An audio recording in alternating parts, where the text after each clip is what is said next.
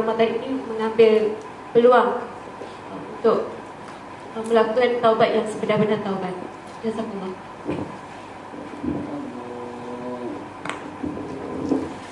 Sepatutnya jangan disebut Tuan Syekh. Ini pertanyaan ditujukan kepada ahli dengan kita yang di depan. Senang mengarahkan pertanyaan kepada ahli. Jadi taubatan nasuha saya bagi perumpamaan.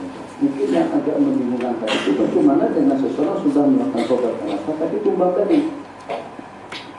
Sedangkan syarat taubatan nasuha yang pertama menyesal, yang kedua berjanji untuk tidak mengulang kembali, dan dalam waktu yang sama tinggalkan dulu, tidak itu balik. Yang kedua menyesali dengan tetesan air mata, beriring di hadapan Allah agar taubatnya diterima. Kemudian yang ketiga bercadang berencana untuk tidak mengulang kembali. Tapi bagaimana?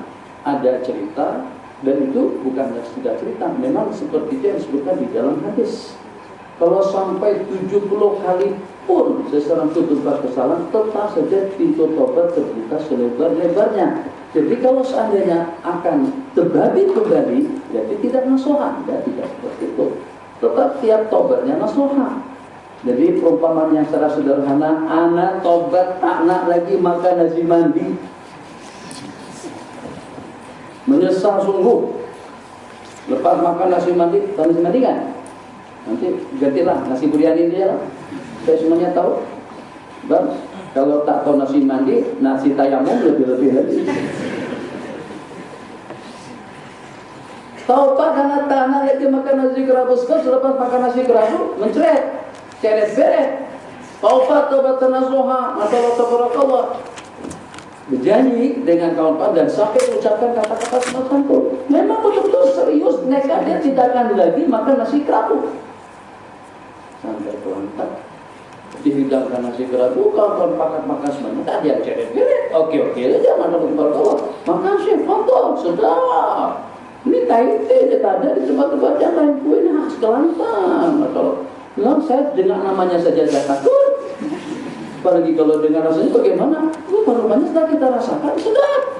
Jadi pada masa kita makan, mungkin barangkali kesehatan kita atau hal-hal yang seumpamanya, sehingga membuat dengan kita terangkat kata-kata sumpah demi Allah aku tak akan makan nasi kerabu lagi. Tapi beberapa waktu kemudian, pada saat kita melihat kawan-kawan kita makan nasi kerabu ternyata tidak ada gangguan apa-apa, maka pada itu kita juga ikut makan bersama mereka. Apakah kira-kira janji kita pertama kali itu tidak betul? Betul, serius betul. Tapi itulah tadi kena godaan. Macam juga dengan yang bertobat. Setan dia tidak akan tinggal diam. Tadi kata hampir dari itu, udah sir udah. Alhamdulillah berhasil. Sadaqatul sir kita bantu, kita tolong pada tulimkan, tidak ada yang tahu. Memang betul-betul dengan kita melintir-lintir di hadapan Allah. Hanya Allah saja yang tahu bagaimana keadaan kita pada saat itu. Betul-betul khasyat, tadallul, inkisar. Baina yadil maula jalla wala, pahalanya besar sekali.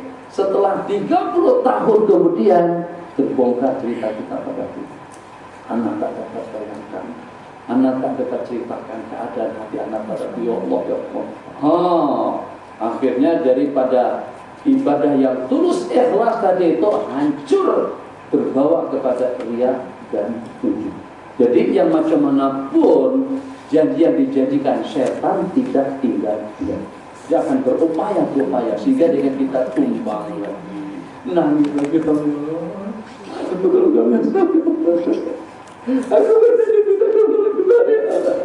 Seperti itu. Nanti besok entah itu mungkin gara-gara lingkungan, mungkin teman, mungkin juga dengan siapa saja, sehingga terpancing kembali naluri nafsu dan keinginannya, sehingga untuk kali ketiga tumbang lagi. Begitulah seterusnya. Tapi bagaimanapun, asalkan terpenuhi 3 syarat, sebagaimana disebutkan oleh ulama, 4 dengan syarat yang keempat kalau ada hubung kaitnya dengan manusia, kalau lengkap yang 3 syarat, meninggalkan, menyesali dan tidak akan mengulang kembali, taubat kita akan menjadi taubat nasuha. Jadi kadang-kadang kita diolok-olok orang yang berbuat semacam itu, katanya itu bukan taubat nasuha, itu taubat nasi. Kita nanti lepas makan lagi. Taubat nasi memang Bukan apa yang betul-betul taubatan nasuha yang dengan kita tidak akan diulang. Tapi bagaimanapun, seperti apa saja keadaannya, tetap pintu taubat itu akan terbuka selebar-lebarnya. Allah, mudah-mudahan mengenal jawaban saya dengan pertanyaan ini. Bismillahirrahmanirrahim. Assalamualaikum warahmatullahi wabarakatuh.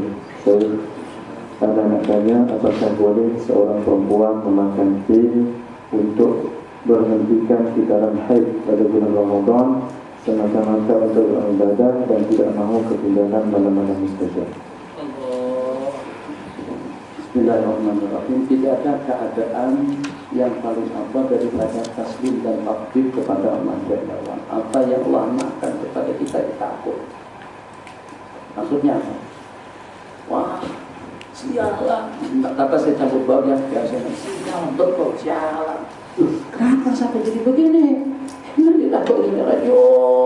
Orang pada beli ke masjid semuanya, aku sakit ya Allah. Kenapa sampai aku disakitkan? Nah, seperti itu. Mungkin saja dengan luahan hati kita pada saat kita sakit, kita juga punya keinginan yang sama, ingin juga nak pergi ke masjid, ada jamaah, tarawih, baca dan sebagainya. Tapi diri kita terbelenggu dengan penyakit. Pasrah kita kepada yang ditakdirkan oleh Allah. Allah yang menghendaki pada sepanjang bulan Ramadan tadi itu kita sakit. Mungkin pahala kita pada saat itu lebih afdal daripada para orang yang berpuasa. Jadi tidak berbeda hanya dengan masalah yang kita angkat tadi. Kenapa? Sebab nanti akan berpengaruh. Dan pada umumnya jadi seperti itu. Ulama mengatakan boleh kita menggunakan obat-obatan tertentu. Satu, dengan tujuan untuk mempercepat berhentinya haid. Atau yang kedua, dengan tujuan untuk melambatkannya. Kalau ikut putarannya, pada awal Ramadan, tepatnya pada hari Rabu kemarin itu, yaudur. Jadi berarti 10 hari pertama, sebab kita punya budaya 10 hari pertama itu masjid penuh, ramai, Allah sampai ke belakang, sampai ke tempat parking kereta pun juga ramai orang sembahyang.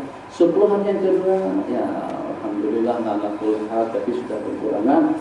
10 hari yang terakhir, teliknya budaya kita di sini, budaya yang sangat tidak baik. Pada saat Allah nak bagikan wanita, nak bagikan penghormatan dan penghargaan kepada kita, justru kita tidak datang.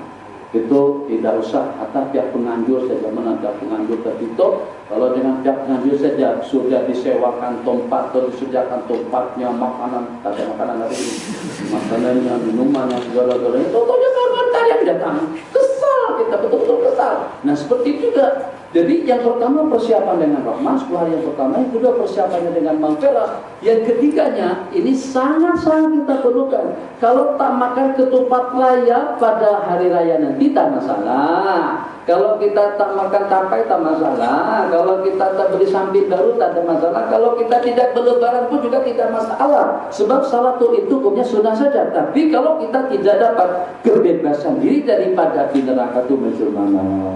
Bahkan pada saat hari-hari pertama, Masya Allah, Tabarakallah, biasa-biasa saja. Hari pertamanya setakat disediakan makanan ala kampung, ikan kering, ikan kasar, ikan juga sama dengan itu. Beda kan? Beda. Nah, setakat itu hadir, Masya Allah, Tabarakallah. Hari kedua sembelih ayam, hari ketiga luar biasa, kerbaunya, lembunya, kambingnya, jemputannya, undangannya, semuanya. Masya Allah, tabarakallah. Justru kita pada hari ketiga, hari yang memang pada hari itu kita mendapatkan penghormatan, atau lebih kurangnya pada hari kawinnya dia tidak datang. Nah macam mana? Ini pelamen ini udah cantik betul, sudah 3 hari yang lepas, berminggu-minggu. Ini bukan pelamen. Cantik, oh sekali. Jadi dengan harapan nanti dengan teman-teman akan menonton, akan menyaksikan pengantin yang sudah bersanding. Kita tidak berbicara tentang hukum, gambaran, perumpamaan saja. Ternyata pada hari bersandingnya, yang 2 orang tadi itu sibuk buat ketupat lainnya. Nyumpah malam masuk, kata Pak Su, sialan kalian semuanya. Masuk nak tengok awak bersanding pada hari itu, bukan buat ketupat raya, bukan buat tapai. Dan lebih berat seperti itulah pada 10 hari yang terakhir. Balik pada pertanyaannya tadi itu, saya sudah lupa pertanyaannya apa.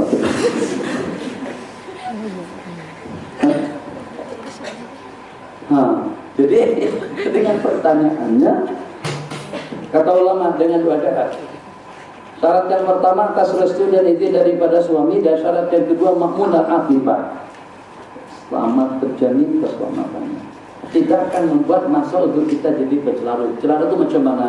Datang 3 hari, berhenti 3 hari, datang lagi, berhenti lagi, akhirnya sepanjang bulan dan tidak keruan. Kalau akan mengakibatkan semacam itu, sepakat ulama menyatakan menggunakan pil obat yang seperti apapun, hukumnya tidak boleh. Pasti tak boleh dipastikan seperti itu. Jadi kita ikut fitrah saja, ikut keadaan. Kalau memang betul ya betul, memang keinginan kita itu ada. Jadi dikatakan mungkin saja dengan seseorang yang tidak pergi ke Mekah, tapi justru pahalanya lebih banyak daripada yang pergi. Kalau tadi ada hadis rubba shaimin laisa lahu min siyami illa